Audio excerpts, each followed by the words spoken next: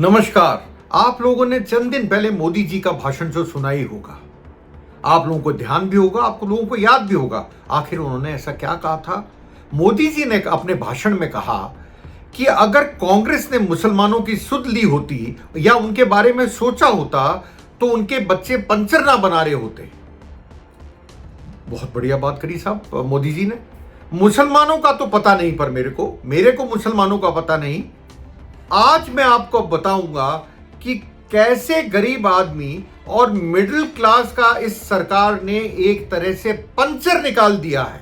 कैसे, ये बताऊंगा मैं आप लोगों को। मिडिल क्लास जिसे इस बजट में 12 लाख रुपए तक की इनकम टैक्स पे छूट दी गई, और अगर डिडक्शंस मिलाते हो तो 12,75,000 हो जाती है। कैसे उसका तेल निकल चुका है असलियत में। 12,75,000 कुछ ही बोलिए, उनका तो तेल निकल चुका है। तेल यानी मेरा मतलब एक और तेल से भी है, डीजल से। डीजल को लेकर आया सरकारी आंकड़ा भी बहुत कुछ बोलता है। आज इसी पे बात करते हैं, आगे जानने की कोशिश करते हैं। इसी पे मैं चर्चा करना चाहूंगा आपसे अगले चंद मिनटों में। मैं हूं अनिल शर्मा, आप देख रहे हैं कुमकुम बिनवाल प्लेटफॉर्म। आप लोगों का बहुत बहुत स्वागत है इस प्लेटफॉर्म पर। आंकड़ा क्या है? डीजल की खपत। देखिए, डीजल एक बड़ा इंपॉर्टेंट फैक्टर होता है और आप लोगों को ध्यान देना पड़ेगा। इंपॉर्टेंट इसलिए होता है कि वो एग्रीकल्चर के बारे में भी बताता है। एग्रीकल्चर सेक्टर में ग्रोथ हो रही नहीं हो रही, क्यों? एग्रीकल्चर सेक्टर या मैं बोलूं किसानी ही ऐसा एक कृषि क्षेत्र, एक ऐसा क्षेत्र है जिसने हमारी जीडीपी को एक पुश दे रखा है, जीडीपी को बढ़ा रखा है। पर डीजल जब हम देखते हैं, डीजल कंजम्पशन की बात करते हैं, तो हुआ क्या डीजल के अंदर? डीजल डिमांड सबसे निचले स्तर पर रही पिछले 4 सालों में, फाइनेंशियल ईयर 2025 में। मतलब यह आंकड़ा हुआ 2024 से लेकर 2025 का आंकड़ा। पिछले 4 साल के न्यूनतम स्तर पे डीजल की डिमांड रही। आप मान के चलिएगा, अगर डीजल की डिमांड कम रहती है तो इसका सीधा मतलब होता है कि एग्रीकल्चर में डीजल की डिमांड कम पड़ी। साथ में लॉजिस्टिक्स या मैं बोलूं ट्रांसपोर्टेशन, या मैं बोलूं जो हम सामान एक जगह से दूसरी जगह ट्रक और इससे कैरी करते हैं, ज्यादातर उसमें डीजल कंज्यूम होता है, उसकी डिमांड कम आई। इसलिए डीजल की डिमांड जो है वो अपने पिछले साल के सबसे निचले स्तर पे आ गई। आंकड़ा देता हूं, मैं पढ़ के दूंगा जिससे गलती नहीं करूं। सिर्फ 2% ग्रोथ पाई है डीजल ने 2024-25 में। आप बताइए क्या होगा? पेट्रोल की डिमांड बढ़ी है, ना नहीं करूंगा, पर डीजल की डिमांड कम हुई। लोग कहते हैं ईवी, इलेक्ट्रॉनिक व्हीकल। अरे क्या गांव में इलेक्ट्रॉनिक व्हीकल चलते हैं? हमारे यहां तो पूरा सिस्टम ही नहीं है अभी आपकी बैटरी को रिचार्ज करने का। जगह जगह पे सिस्टम ही नहीं है अभी। आप इलेक्ट्रिक व्हीकल्स की बात करते हैं। मैं दूसरी चीज पे आता हूं, मैं बताता हूं कैसे और तेल निकला लोगों का, कैसे दिक्कत आई। क्रेडिट कार्ड, एक तरफ तो उनकी डिमांड बहुत बड़ी, पर डिफॉल्ट मतलब लोगों ने वापस पैसे चुकाने में दिक्कतें पैदा हुई लोगों को। 28% डिफॉल्ट हुए हैं पिछले साल, और टोटल मिलाकर 6,742 करोड़ रुपया फंस चुका है। लोगों ने क्रेडिट कार्ड से सामान खरीदा पर पेमेंट नहीं दिया। वो बेचारे पेमेंट क्यों नहीं कर पाए, इसके पीछे जाना जरूरी है। उसका कारण है कि लोगों के पास पैसा नहीं था। लोग जरूरत की चीजें नहीं खरीद पा रहे थे। क्या हो गया मिडिल क्लास की हालत? आप बताइए, डिफॉल्ट होने लगे। ये तो एक ही डिफॉल्ट की बात कर रहे हैं हम। किसकी कर रहे हैं? क्रेडिट कार्ड की। कितना crore? 6,742 crore. 28% credit card default. आप बताइए, ये मजाक नहीं है, ये सच्चाई है। मैं आंकड़ों से आपको बताना चाहता हूं, जो सच्चाई है वो आपके सामने रखना चाहता हूं, जिससे आपको पता लगे आखिर अर्थव्यवस्था में चल क्या रहा है। टैरिफ पे बात होती है, पर ये देखिए हिंदुस्तान की अर्थव्यवस्था पे क्या चल रहा है। आगे बढ़ूंगा। आरबीआई का जो डेटा है वो कहता है ग्रॉस एनपीएस जो थे, सारे एनपीएस मतलब नॉन परफॉर्मिंग एसेट्स मिला के 5,220 करोड़ थे दिसंबर 2023 तक, और वो बढ़ के हो गए टू द करंट लेवल, और राइज ऑफ नियरली 1,500 करोड़, करीब 1,500 करोड़ बढ़े थे। Amid a slow down in the economy, कारण मंदी। मैं फिर बोलूंगा, यही बात ये आर्टिकल इंडियन एक्सप्रेस का बोल रहा है, जो मैंने आपको आंकड़ा पढ़ के बताया।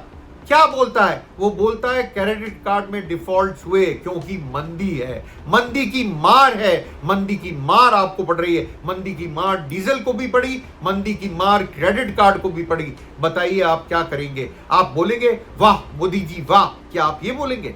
ऐसी हालत के अंदर आप क्या बोलेंगे? और मोदी जी क्या पंचर वाली बात करते हैं जब पूरी इकोनॉमी पंचर पड़ी है। आप पूरी इकोनॉमी को देखिए, क्या इकोनॉमी में कुछ सुधार हुआ है? मुझे नहीं लगता इकोनॉमी में कुछ सुधार हुआ है। आप आंकड़े देखते जाएं, मैं आंकड़ों पे बात करूंगा। मैं कोई अनरियलिस्टिक या कोई अपने मन से मनगढ़ंत बात करने के लिए यहां नहीं बैठा हूं। आप लोगों के पास तक सच्चाई पहुंचाने का हमारा काम है और हम आपके पास सच्चाई पहुंचा रहे हैं।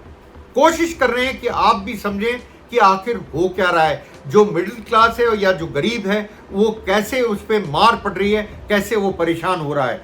तीसरे पे आता हूं, बड़ी जरूरी चीज है, मैंने आपको उसका बोला।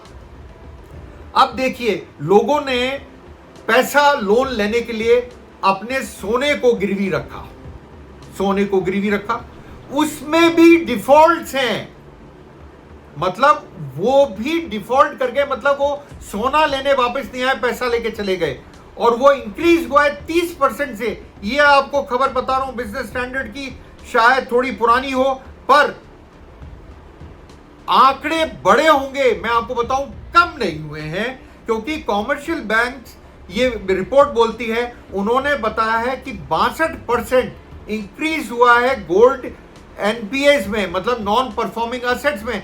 फिर वही लॉन्ग गोल्ड लोन के अंदर डिफॉल्ट हुए हैं 62%। फिगर ध्यान रखिएगा।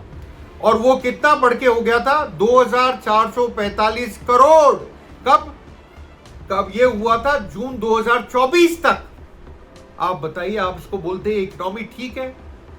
ये इकोनॉमी ठीक है क्या? इकोनॉमी की हालत है ना, डीजल आपका बढ़ रहा है, ना आपका मैं बोलूंगा क्रेडिट कार्ड में ग्रोथ, वो डिफॉल्ट्स आ रहे हैं, गोल्ड लोन में डिफॉल्ट्स आ रहे हैं।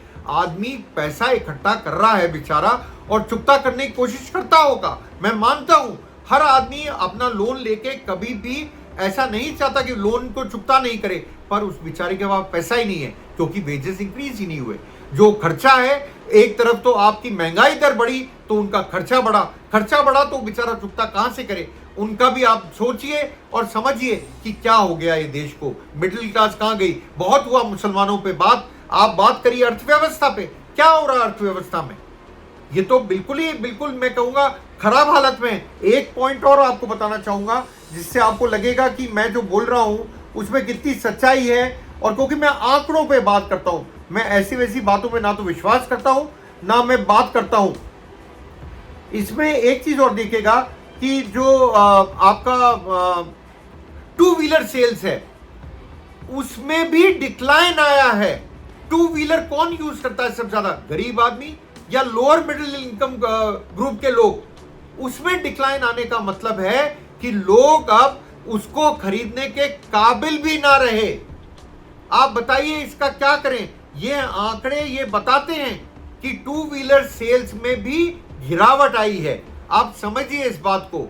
गिरावट आने का सीधा सा मतलब है कि आपका middle class, lower middle class, खास तौर से मिडिल क्लास तो है ही, लोअर मिडिल क्लास और गरीब आदमी जो मोटरसाइकिल स्कूटर पे चलता है, वो भी आज नहीं खरीद पा रहा क्योंकि उसके पास पैसे नहीं है। आप समझिए और सोचिए कि अर्थव्यवस्था का क्या हो रहा है और आज क्या हालत है अर्थव्यवस्था की। मैं आपको इस पे एक आंकड़ा जरूर बताना चाहता था, और मैं आपको इसमें यह बताना चाहता हूं कि टू व्हीलर सेल जो है वो कितनी घटी। मैं आपको ये बताऊंगा तो आप लोगों की आंखें भी खुलेंगी। आप लोगों को पता, मैं इसीलिए वो सोर्स निकालना चाहता हूं क्योंकि आप लोगों को पता लगे कि ये हो क्या रहा है आखिर और क्यों हो रहा है। जो फरवरी के जो आंकड़े आए टू व्हीलर की, उसमें 6.92% का ड्रॉप है टू व्हीलर सेल्स में। कितने यूनिट बिके? 13 लाख, करीब 13,17,000 के आसपास,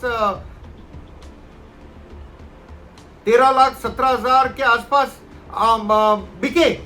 टू व्हीलर्स, और इसको अगर हम पिछले 2024 के आंकड़ों से तुलना करते हैं तो वो 14 लाख से ऊपर थे, तो ड्रॉप आया, तो मतलब करीब 6.2% नीचे गिरा। आप बताइए, टू व्हीलर गिरा, डीजल गिरा, क्रेडिट कार्ड डिफॉल्ट हुए, गोल्ड लोन डिफॉल्ट हुए, मतलब लोग पैसे नहीं दे पाए वापस। आप इस इकोनॉमी को अच्छा बोलेंगे? क्या मिडिल क्लास के लिए इकोनॉमी अच्छी है? क्या गरीबों के लिए इकोनॉमी अच्छी है? मैं सिर्फ आंकड़ों की बात कर रहा हूं आपसे। मैंने और कोई टॉपिक आप लोगों के सामने ना तो छेड़ने की कोशिश करी, ना छेड़ रहा हूं। मैं पढ़ रहा था, एक नवंबर का आर्टिकल है बिजनेस टुडे का, उसको पढ़ के मेरी और आंखें खुली।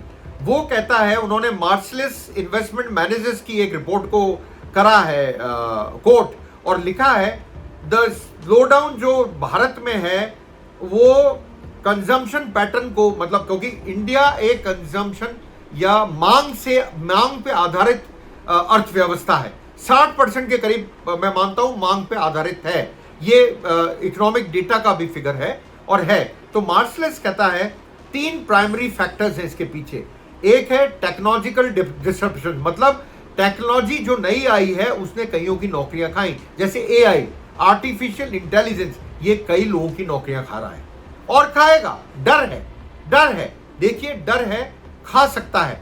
पर इनका कहना है टेक्नोलॉजिकल डिसरप्शंस, मतलब टेक्नोलॉजी के जो बीच में रुकावटें हैं, जो नई नई चीजें आ रही हैं, उसकी वजह से एक दिक्कत आ रही है नौकरियों पे। दूसरी, एक साइक्लिक इकोनॉमिक डाउनटर्न, मतलब वो भी ये मानते हैं कि अभी इकोनॉमी जो है उसमें डाउनटर्न है, मतलब नीचे की तरफ जा रही है। और तीसरा, हाउस होल्ड बैलेंस शीट्स बिगड़ गई हैं। हाउस होल्ड बैलेंस शीट्स का बिगड़ने का कारण फिर बोलूंगा, सिर्फ और सिर्फ महंगाई है, जो मोदी जी और उनकी सरकार कंट्रोल नहीं कर पा रही है। मैं आप लोगों के सामने आंकड़े लेके आया, आपको विश्लेषण करने की कोशिश करी, बताने की कोशिश करी कि आज गरीब और जो मिडिल इनकम ग्रुप हैं, जो मध्यम वर्ग है, उसको किस तरह से ये चीजें अफेक्ट कर रही हैं और वो कितनी तकलीफ में जी रहे हैं। आप लोगों से मिलता हूं जल्द अपने नए वीडियो के साथ। तब तक यूं ही देखते रहिए कुमकुम बिनवाल प्लेटफॉर्म को। लाइक कीजिए, सब्सक्राइब कीजिए और फॉलो कीजिए।